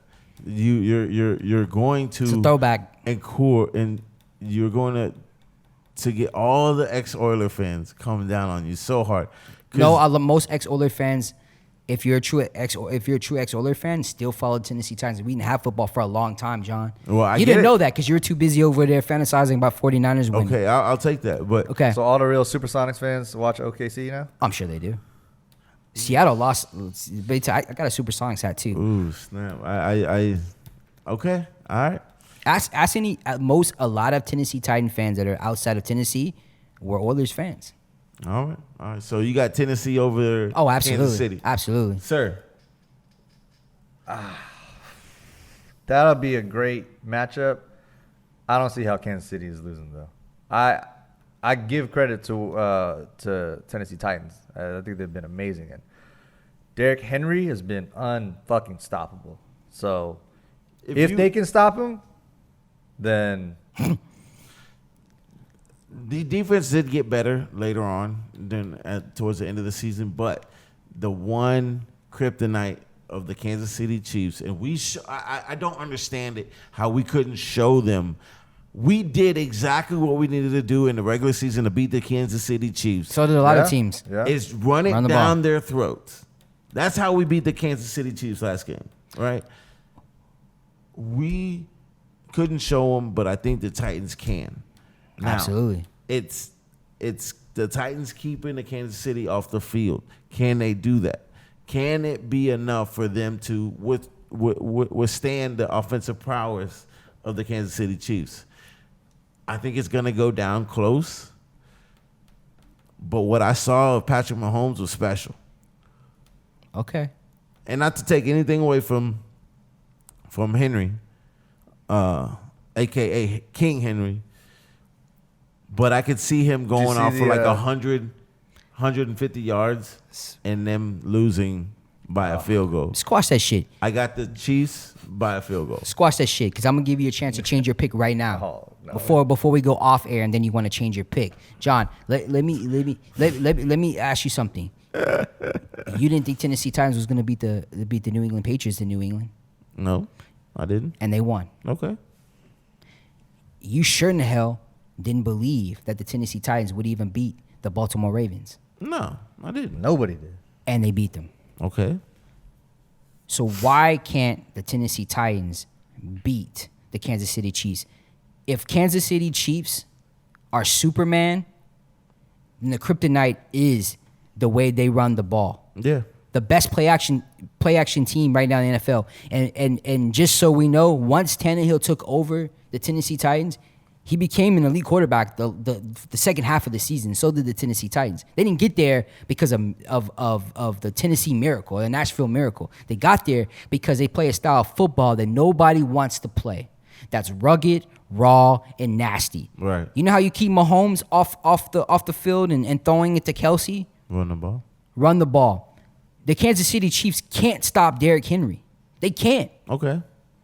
Not only that, but again, this is when we have to start giving credit and we got to really start watching who's playing in these games. Tennessee has fast linebackers. Yeah. They also have a good secondary. And they actually got a pretty decent pass rush. Vrabel is going to come prepared. That team is super motivated. Every game, matter of fact, just making the playoffs, everyone has counted the Tennessee Titans out. They counted them out against New England. They counted them out against Baltimore. And you already know they're counting them out against Kansas City Chiefs. Right. Putting it right now. I'm putting this. I want to say I'm putting this on wax, but there's no wax except the one in my ears. The point being is this. Tennessee Titans going to win. And this plays into your favor. Think so? I think it plays into John's favor so much because not only do I believe the Tennessee Titans are going to win and go to the Super Bowl, but I think that this just makes it an easier route for the 49ers to win the Super Bowl. That's the key. He's going to get you to turn. Don't do it. So anyways, All right, man. this is the Sports Trap Podcast. My name is John Trapp. Mr. Khoa on the ones and twos to my right as far as Christopher C-Rod Rodriguez is concerned. He's picking the Titans to take it and go to the Super Bowl. I hope you're right in a sense of that, if that's what your prediction is as far as like the Titans making it to the Super Bowl and facing my beloved 49ers. It does play into my hands if that were the case. But unfortunately, I have to go with what I see on the field, what I feel like is what is it called? The team of destiny. Honestly, when we all chose who our Super Bowl picks were at the beginning of the season, and I had close. Listen, I had the Rams on one side. Of course, that didn't end up happening. Luckily, my 49ers are still in that conversation. And the Chiefs on the other side. And I said the Chiefs were going to take it all the way. Khoa, you had the Rams and the Colts. And Christopher, Hilarious. I don't know if you Hilarious. remember, but you had the Colts, not only the Colts, but you had them winning it all. Yeah, that's right. I don't I even agreed with you. remember what the other Like an idiot. the other Colts team were a on really the good other team side was. if they had Who was it? What did he pick? Oh, yeah, who'd you have on the NFC? I don't even remember. Right, exactly. So it didn't matter. It doesn't matter. San Francisco 49ers. Speaking of the NFC, So now we just covered the AFC. The NFC side is a little bit interesting myself. Chris alluded to the fact that I changed my pick, and I wasn't gonna bring it up, but since he brought it up, I'll just finish the conversation because on wax, besides the one between your ears, I chose the Seahawks to beat the Packers. But between us, between conversations, between text, and me actually sitting down and thinking over and over again, I just never could see the Seahawks overcoming all their injuries. So I sent them a text and I said, you know what? Sorry. I made a fub. I messed up. I chose the Seahawks, but I don't really believe that anymore. Before the game, mind you. Before the game. And I went with the Packers. Suspiciously. Not only did I chose the Packers. Suspiciously, guys. Not only did, I chose the 49ers. Mm-hmm. The 49ers won 27-10. And then right after that, suspiciously, I guess if you want to say, I chose the Packers. Of course. To beat the Seahawks. And John wants the I say easiest win to the championship. I also said at halftime the game was over. And essentially it was because lo and behold, the Packers beat the Seahawks does the game 28 Does the to game 23. John, does the game end in halftime? They only play one half of the game? Our game did. Well, yeah, our game did. So what John, my point was okay. when I called it at halftime, at that point it was so far outside of the realm of what I believe the Seahawks could come back from that the Packers essentially had done enough to win the game. Did they make a comeback though, the Seahawks? Yes, and I said that they would make it interesting. No, you said it was over. You can't make it interesting if it's over. I mean, the game is done. They lost. And they were. They I don't made a comeback. understand where. All I simply said that Did they take the lead? Deshaun they never took the lead. Russell Wilson, as long as He made Russell it Wilson interesting. has the ball, then Seahawks But can they still still win the lost. game. That defeats what you said. You didn't say they're going to lose at the end of the game. You said the game was already over at halftime, which is ridiculous. And I just think that's piss poor, really lazy, and well-wishing because you want the easiest route. You and I both know, John, let me tell you something. I know you better than anybody in this world. If there's ever, when you say certain things, there's always deeper meaning behind it. And I know for a fact that the one team you did not want to play again was the Seahawks. You can sit here and tell me how much you respect Russell Wilson and Lynch and all that stuff, but a team who was injury prone or was deflated from players still almost beat you guys the last game, and you know that. I know. That's not a team you want to play. But if you play the Packers, you're talking about there only being like hardly any weapons for the Packers compared to the 49ers. You know. And you and I both know that the 49ers are going to run through the Packers. You know and I know that. Oh, so you're giving me the 49ers already? John, I went with the 49ers against the Vikings. They have the best defense and they have the best running game. And I know if they stuck to that. But you gave me a good spiel about how you thought that the teams were similar and that they the were Vikings similar. could The Vikings beat the 49ers. Again, I talked about earlier. I want to keep that same energy with the Packers. Because the Packers are a better team because they beat the Vikings twice. And obviously, they beat the Seahawks, who almost beat the 49ers. Okay, that's what you're basing it on? All right. I'm going by your logic, Chris. Like, so you like to assume. I'm assuming this is what you can't tell me. Listen, all the people who've been texting me and complaining about John and his pathetic rants about the San Francisco 49ers, I'm sure you guys all agree with me. Please comment and on the page, because here's the thing. We all know that the Green Bay Packers lucked into a 13-3 record. This has been one of the most inconsistent teams throughout the year. They didn't play a lot of hard teams. They found a way to get to the playoffs. We're talking about Aaron Rodgers, who hardly has any weapons. He only has one receiver. That's it. Yeah. And they depend so much on that running game. And guess who's really good at stopping the run game? Obviously, we saw it with the Vikings, who have a very good running game. And I would actually think that their running back is better than Aaron Jones. So when they stop the run game, who are they going to throw the ball to, John? Jimmy Graham gets the first down.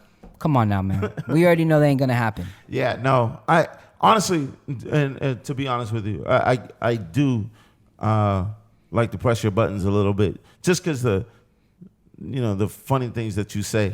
Compared to the dumb things you say? Well, I didn't want to get personal and everything. That's fine. It's not personal. You said the funny things I say. That's personal. Why they gotta be funny? They are funny. Oh, and you say dumb things too. That's just funny to me. Anyways, so I will say this is as much as a trap game can be a trap game in a playoff, because you don't believe that. You can get caught up in your own hype, and they're a young team.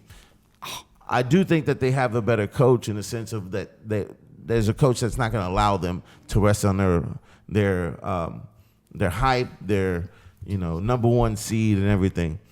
So when it comes down to it, X's and O's, player for player, I do think the 49ers have the easier opportunity to go into the Super Bowl. I did change my pick from the Seahawks to the Packers just on the fact that the Seahawks were just so beat up. Their first string running back, their second string running back, their third string running back, all out for the season. They had multiple offensive linemen. As far as the Seahawks were concerned, I did not want to see them before the NFC Championship, but I did think that the Seahawks and the 49ers were the two best teams. Unfortunately, again, I didn't think that they could overcome their injuries. Who's scarier to you from a 49ers fan? Who's scarier for you? And even I'll ask the same question to you, Khoa. Aaron Rodgers or Russell Wilson? Who's scarier to you? Who would you rather not face? Russell Wilson. Yeah. Russell Wilson.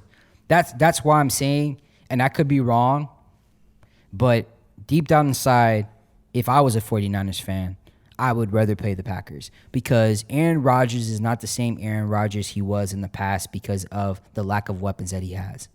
They are now run and then throw the ball, and when they can't throw the ball and they can't the running game, they struggle immensely. So the 49ers have, to me, the easiest pathway to the Super Bowl at this point. The biggest team, there's only two teams I felt that would give them trouble was the Saints, and they obviously pass interference is just their Achilles heel.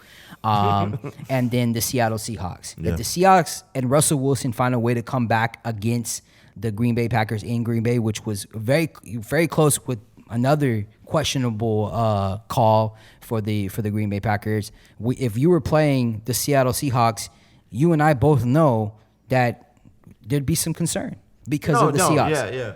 100%. I think that the Seahawks do play the 49ers really tough. And like I said, I didn't want to see them until the end because I just felt like they were the two best teams. Now, I will say I agree with Khoa. Russell Wilson is outside of Deshaun Watson and of course Jimmy Garoppolo. He would be my number one player that I would want from my team. That's not what I was expecting after you said of course. Of course.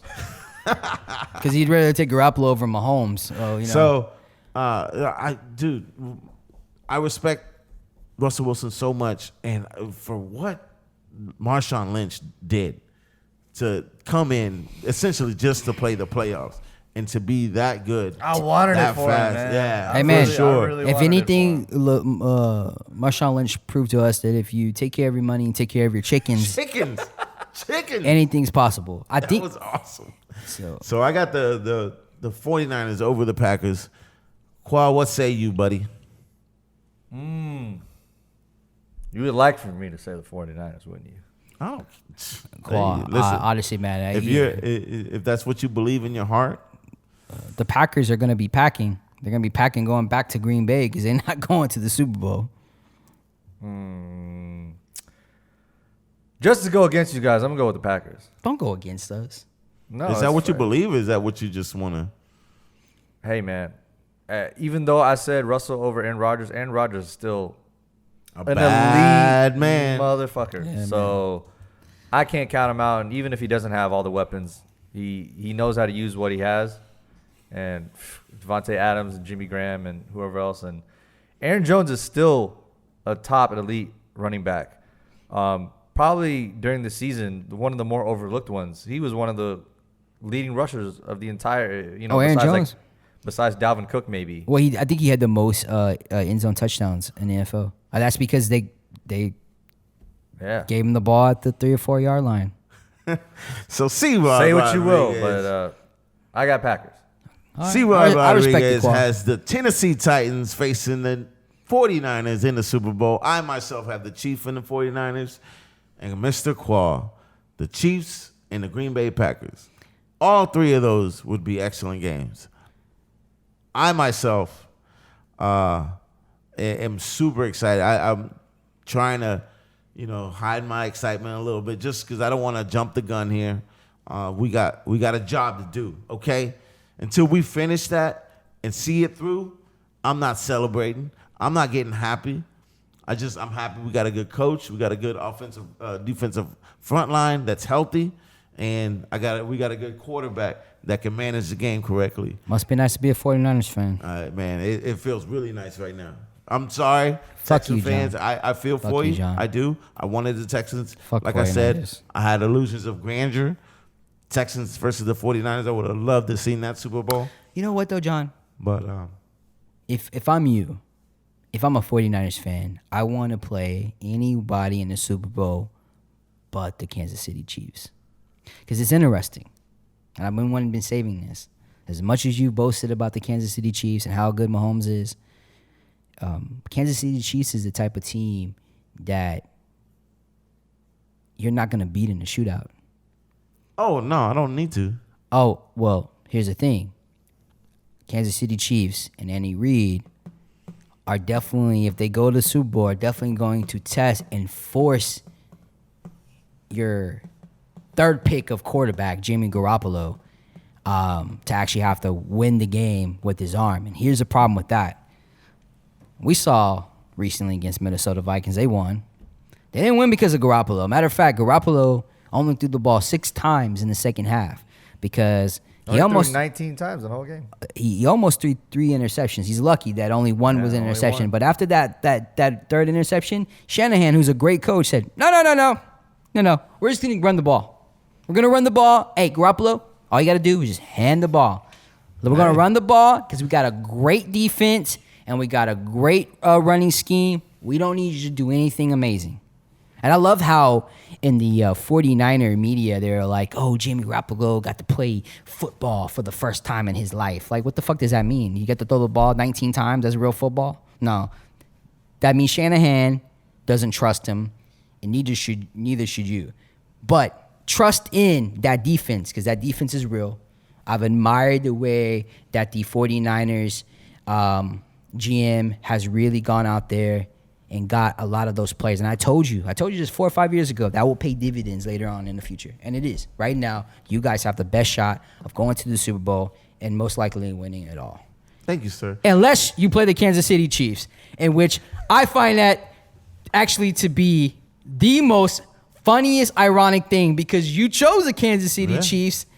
Never did you think that they would end up playing your favorite team. And boy, would that just suck if they played the Kansas City Chiefs and Kansas City Chiefs beat you guys. How would that make you feel? You know, one thing I try not to do is look at stuff in a microscope. I look at in a like a macro level of, you know, when I make my decisions, it's not off of just emotion, and it's more of a decision of looking at it from a point of view where I don't have any emotion, where I don't have any biases and stuff like that, and when I do, it tends to hurt me.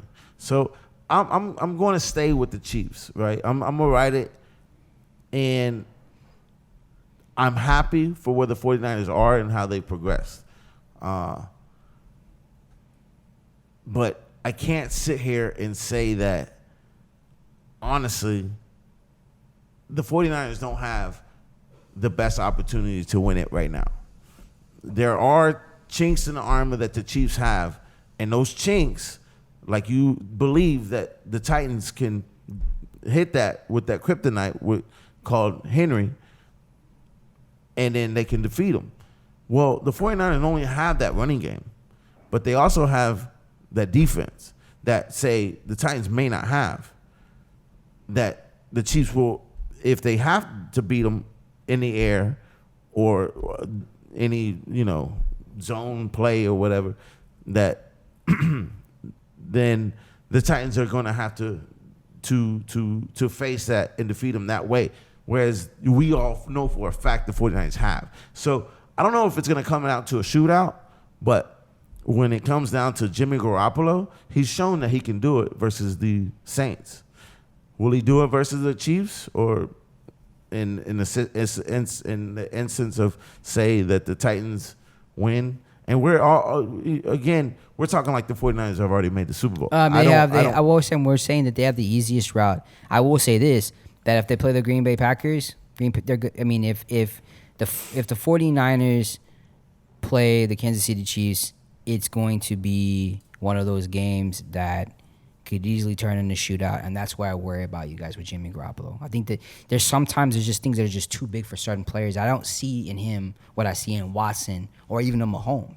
You know what I mean? Not at all. So, no. But I will say this though, that's the Super Bowl everybody wants as of right now. Nobody wants a Super Bowl between the Tennessee Titans and the 49ers, because that's going to be a low-scoring, ugly-ass game that no one's going to like. Yeah, but if you're asking me what I want, I do want the Tennessee Titans. I think that plays into the 49ers' hand, but I do think the Chiefs are a better team overall, like you said, of all the weapons that Mahomes has inherited. So we'll see. But we'll have to see next week, man. Yeah. All right. last topic of the day. This is the Sports Trap Podcast. My name is John Trapp, Christopher C. Rodriguez, and Mr. Khoa, Quadratic Quality Control. Khoa. I don't know how to say that. What? Oh, snap.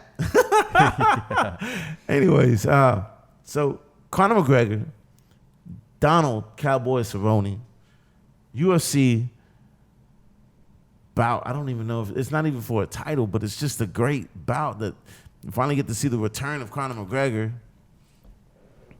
Is it oh yeah, UFC 246. Man, I again, I finally get to see the return of Conor McGregor, and I'm excited. You know, I'm kind of nervous though, to be honest with you. As a Conor McGregor fan, I think that he can beat Cowboy. They've had a history of going back and forth. Man, I don't know if he got it though. I don't know if he still has it. He's saying all the right things. All the interviews, like He's behaved. yeah, he's not coming out and trashing Donald Cowboy Cerrone. He's actually saying that, you know, he's looking forward to this fight and he respects Cowboy. And that to me kind of, it's scary in itself, you know? He's not that same Conor that just goes for the jugular and just trashes the guy verbally before a fight. And you know, it didn't work out for Mike Tyson. I hope I'm wrong in this, and I'm nervous. I'm nervous because how calm Conor McGregor is, and he's not going hardcore like he usually does. Man, I don't know. I mean, what? Maybe he doesn't need to. Maybe. Listen, this man has suffered a lot of defeats in and out of the octagon as of late, and sometimes it's easy to get lost in your own hype. That you no longer become the person that you were before all the fame. And it is funny how Conor McGregor, who he was when he first got in the UFC, and what a, for the most part, very respectful, humble person that he was. But at the same time, he also realized that wasn't going to pay the bills and it wasn't going to get the light shined on him. And it was almost as if he had to become the facade that he created. Sometimes you can become that facade and the facade can take over, and the next thing you know it, in your head, you thought throwing trash cans at a bus was just going to be just that, but turns out you hurt people, and then you get into a xenophobic, religious, disrespectful confrontation with somebody who you not only insult his religion, but you also insult his family, his wife. Anyways, I think that for Conor McGregor, I think that he has more to lose and more to gain than anybody right now in the octagon. He's trying to get himself back to where he can be legitimately considered, if not the best fighter, the greatest fighter of all time in UFC. And I think, to me, that means more to Conor McGregor now than it ever has been. I think he's just trying, to be honest with you, he's just trying to get back on the bike, you know, get back on the, so to speak, back on the saddle. Because he's fighting at 170. And that's Donald Cerrone, kind of a stand-up guy. Like, he likes to fight standing up, likes to keep the fight on the feet. At 170 isn't a bad idea. But when you start getting into Kamaru Usman and Kobe Covington and people that wrestle, we've seen it with Khabib. He can't compete on that level, and that was at 155. These other guys fight at 170 who were twice the size, who Conor McGregor on his best day is walking around at 165. So when he starts talking about going up to the top level guys at 170, that's a scary proposition for me. I hope that's not the case. I hope he wants to go back down to 155, where I think he's the best at, and go for the title again. Because, I mean, if at, you know, as much as I say that he can't fight wrestlers, he had a good chance versus Khabib. I don't know if he beats him in the second time, but it's more winnable, even at the the title of that division, that's more winnable than you would fighting somebody at 170 who's a natural wrestler, who is twice the size, who has to go down to 170 as opposed to go up. Maybe, I mean, one thing that we've forgotten about Conor McGregor is how powerful his punches are. Yeah. And so, he's already talking about even having a second match with eventually getting back in the boxing ring with Mayweather. Big fella realized, I mean, if I'm mistaken, didn't he start off as a boxer to begin with? Who's this? Conor McGregor. Yeah. So I mean, and it's why I always find him so impressive, because for somebody who learned how to use their fists first before anything, he's actually adapted pretty well as becoming, a wrestler in the ring. I mean, I think for a lot of the ones who are more strikers, it's hard to be as good as Conor McGregor is. And I don't know, maybe he knows something we don't know at the 170 mark. I have to trust him, because you would think that Conor McGregor would want the easiest route. Right. And you're right, the 155 is the easier route where you could easily dominate, especially with his punching power. But the 170, listen, Usman hasn't really been tested other than what we just saw with that old Donald Trump supporter. And he got his jaw broken by somebody who is not even a striker. Right. So maybe Conor McGregor sees that the only way he can get another championship bout is going this way, because Khabib's been on record. He's not giving him a title shot. Right. So what does he do? Yeah, you got to be a champion, and then you can go back and get that fight, because then he has something to bring to the table. Because I mean, Khabib and his representation. That's a good point. I mean, they've clearly that said strategy makes sense. It really does. Because he said, I mean, what Khabib said, and his father, you haven't done anything. The only thing you've been doing is losing.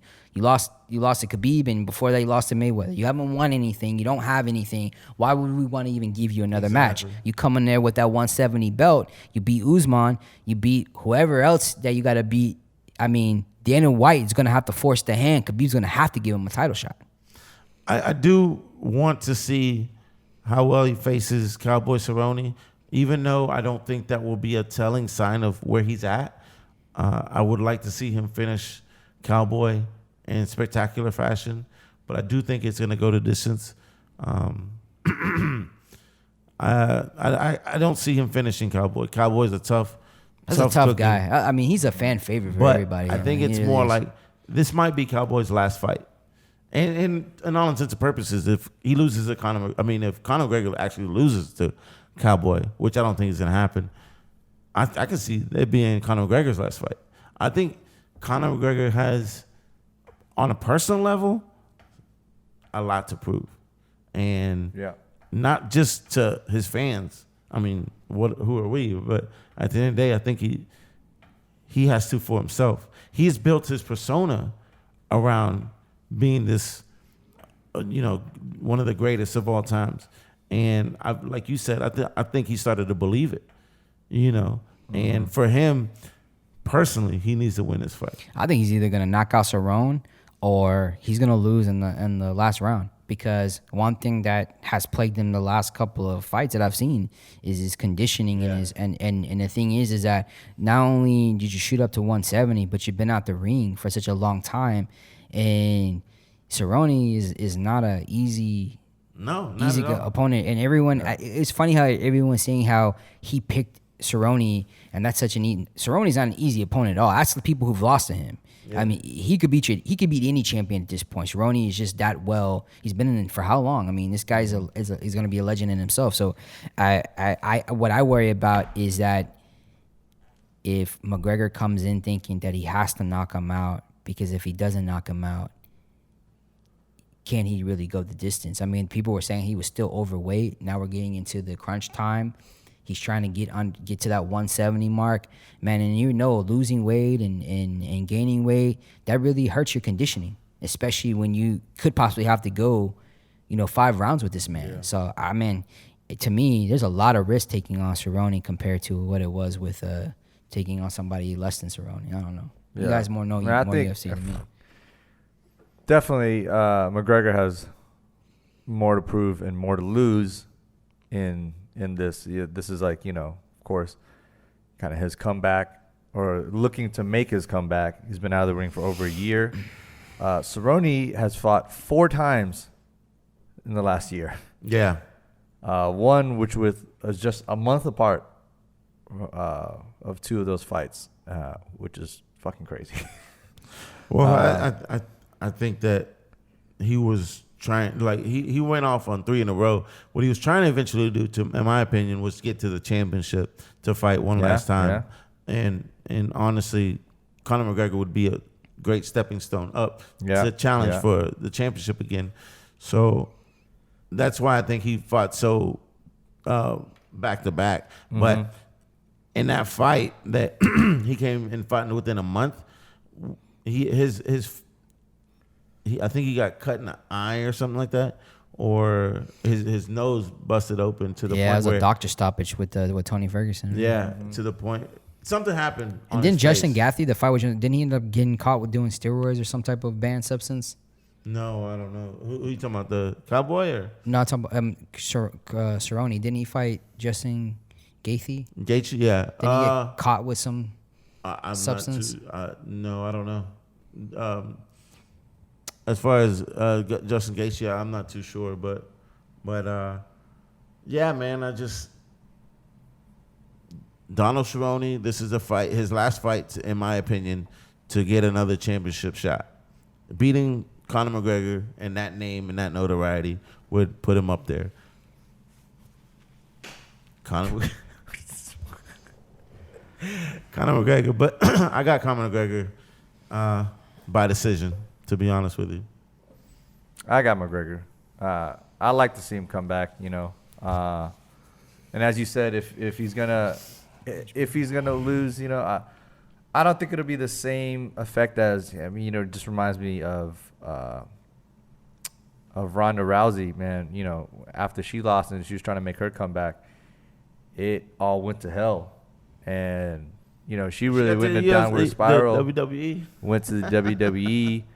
Hasn't fought since though. Yeah, no, hasn't. And you know, it took a really big toll on her emotionally and mentally and everything. So I don't think it's gonna get to that point with him. But you know, that's I think he probably sees something like that and he's like, nah, I'm coming back from this. Well, because I'm the best there is. He also knows struggle and loss. Like he knows what it's like to lose everything. Whereas you know, she. And which is funny because who's on the undercard right before? Holly Holm against Raquel Pennington. So Holly Holm's looking to make a little comeback of herself after she lost that belt with the short-lived champion that she was. So it'll be interesting. So pretty cool. So John, you're renting the fight for us, right? Oh yeah, for sure. So we're going to John's house to watch the fight. But isn't that the same day as what's it called? Oh yeah, we're gonna do the birthday bash, and then yeah. after that, then we're gonna go watch the fight. We're gonna celebrate Khoa's return to the dance scene. You know, he's gonna be dancing, guys. Oh what? Yeah, he actually, he's been practicing dancing. Yeah, shout out to the birthday bash. Khoa, go ahead. Floor is yours. Yeah, man. It's time to talk about. All right, everyone. There you go. This is the Sports Trapp Podcast, and yeah, January 18th. Saturday at the Stafford Center down in Stafford, Texas. Boom. If you are anywhere near the area or you want to make the drive, please do. We have our 10-year anniversary of Soundbox Dance Studios, which I've been working with for as long as I can remember. Since you were a baby. Nah, not that long. But Baby Khoa.